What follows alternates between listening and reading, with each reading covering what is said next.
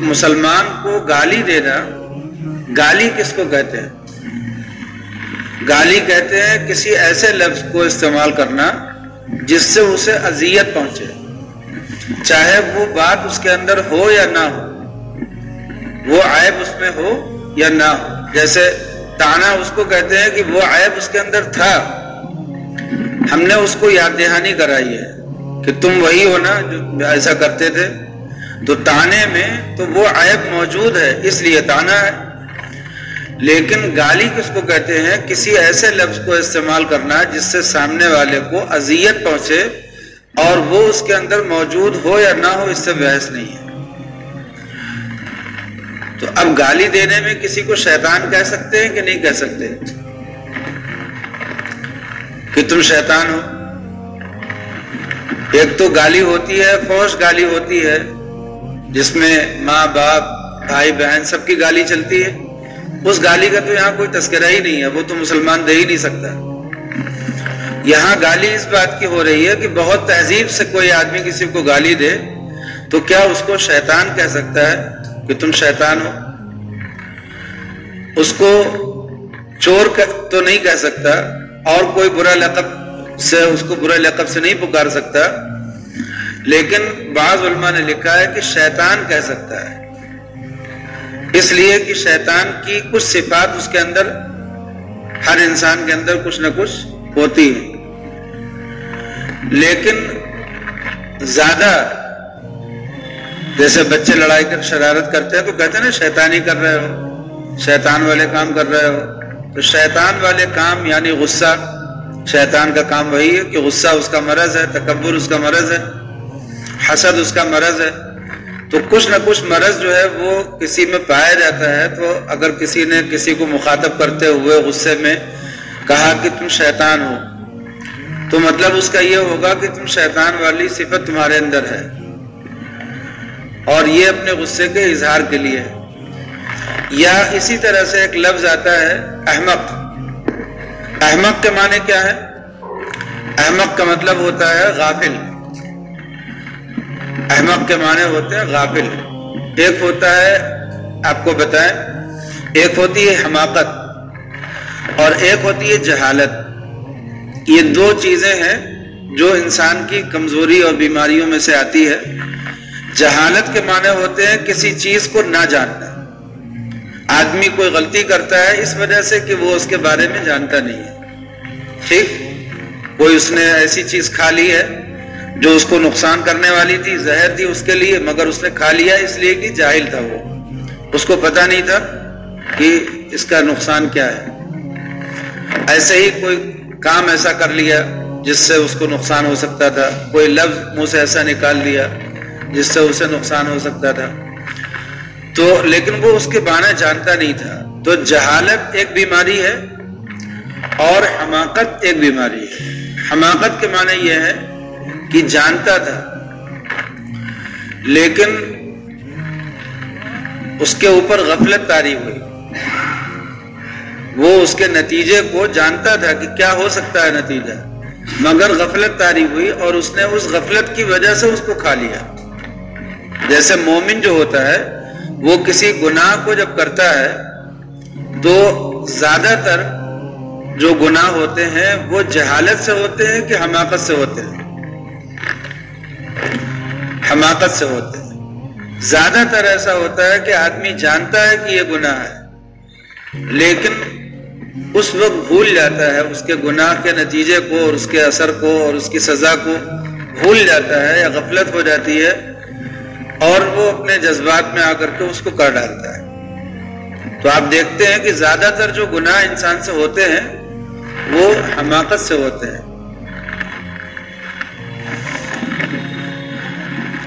اسی لیے قرآن پاک میں وَلَيْسَتِ التَّوْبَةُ إِنَّمَا التَّوْبَةُ لِلَّذِينَ يَعْمَلُونَ السُّوءَ بِجَهَالَةٍ، کہ توبہ ان لوگوں کے لیے ہے جو گناہ کا کام کر لیتے ہیں جہالت کی وجہ سے۔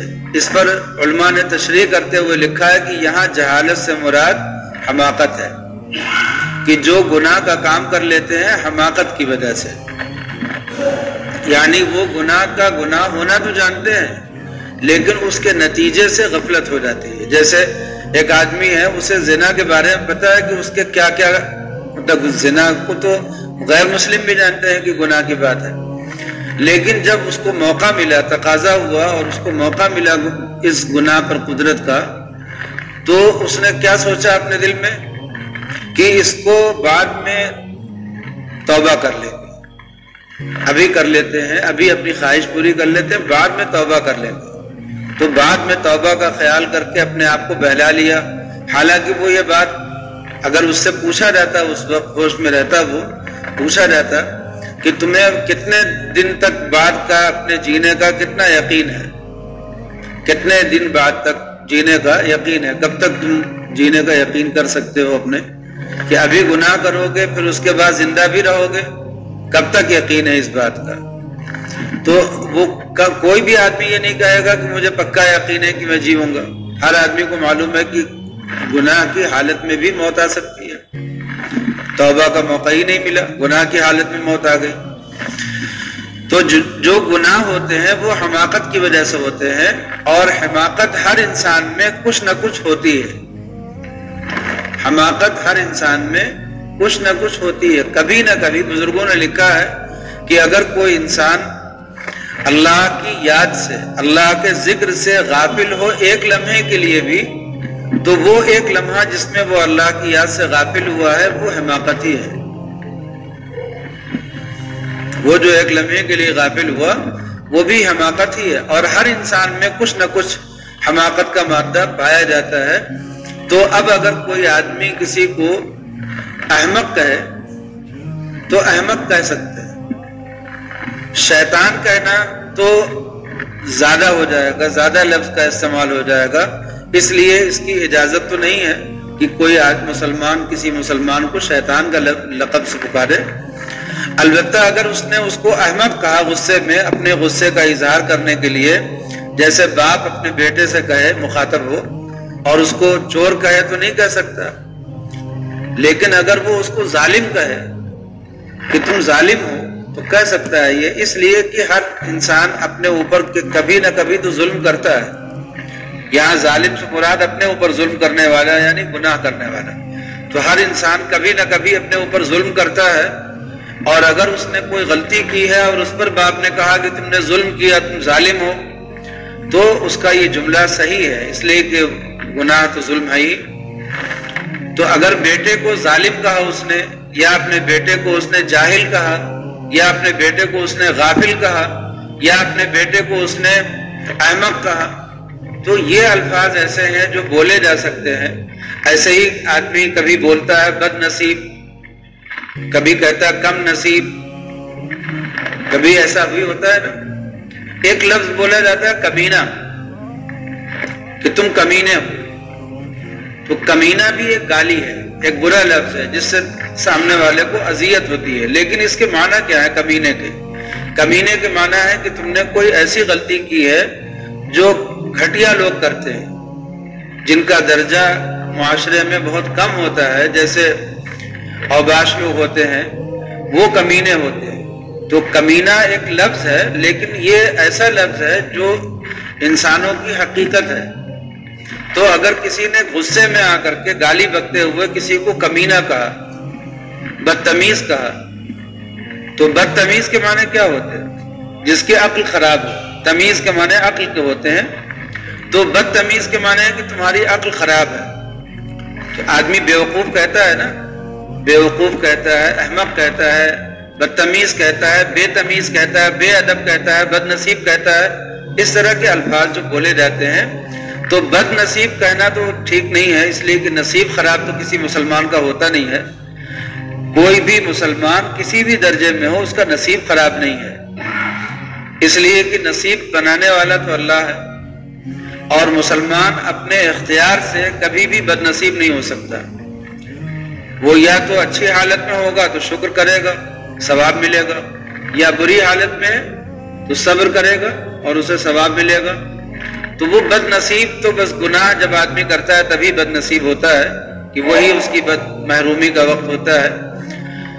اسی لیے حدیث شریف میں ہے بھی کہ نحوست کہاں ہے؟ گناہ میں، شخص میں نہیں ہوتی نحوست. انسان میں نحوست نہیں ہوتی، کوئی انسان منحوس نہیں ہوتا، کوئی وقت منحوس نہیں ہوتا، کوئی گھڑی منحوس نہیں ہے اور کوئی جگہ منحوس نہیں ہے۔ نحوست کہاں ہے؟ گناہ میں ہے۔ وہ گناہ جہاں بھی کیا جائے گا وہ جگہ منحوس ہو جائے گی، جو آدمی کرے گا وہ منحوس ہوگا، اور جس وقت میں کرے گا وہ گھڑی منحوس ہوگی۔ نحوست کے معنی کیا ہے یہ معلوم ہے کہ نہیں؟ نحوست کے معنی ہے اللہ کی رحمت سے دوری۔ نحوست کے معنی ہے اللہ کی رحمت سے دوری۔ جس وقت میں کوئی گناہ کیا جاتا ہے تو وہ شخص یا وہ جگہ، وہ وقت جو ہے اللہ کی رحمت سے اتنا وقت لمحہ دور ہو گیا، بس یہی ہے نحوست۔ تو نحوست تو گناہ میں ہے، انسان میں نہیں ہوتی۔ اسی لیے نبی کریم صلی اللہ علیہ وسلم نے کسی شخص کو یا کسی چیز میں نحوست ماننے کو منع فرما دیا۔ اسلام کا عقیدہ ہے، بنیادی عقیدوں میں سے ہے کہ کسی چیز میں کوئی نحوست نہ مانی جائے، نہ کسی دن کو منحوس سمجھا جائے، نہ کسی وقت کو، نہ کسی جگہ کو۔ تو نحوست اور سعادت کے معنی نیک بختی، اس کے بدلے میں آتا ہے برکت کے معنی میں۔ تو نحوست اور برکت یا نحوست اور سعادت، یہ جو لفظ ہے اس میں اس مسلمانوں کے اعتبار سے جو آدمی صحیح طریقے سے اپنے اسلام پر چل رہا ہے اور گناہ سے بچا ہوا ہے، تو اس کا کوئی بھی لمحہ یا کوئی بھی دن منحوس نہیں ہوتا۔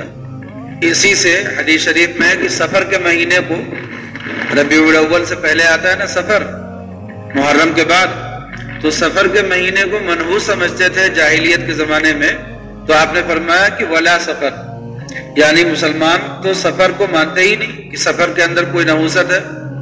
اسی لیے اس نام کو باقی رکھا گیا تاکہ لوگ اس مہینے کو اس نام کے ساتھ جانیں اور اپنا عقیدہ درست کریں کہ کسی مہینے میں کوئی نحوست نہیں ہوتی۔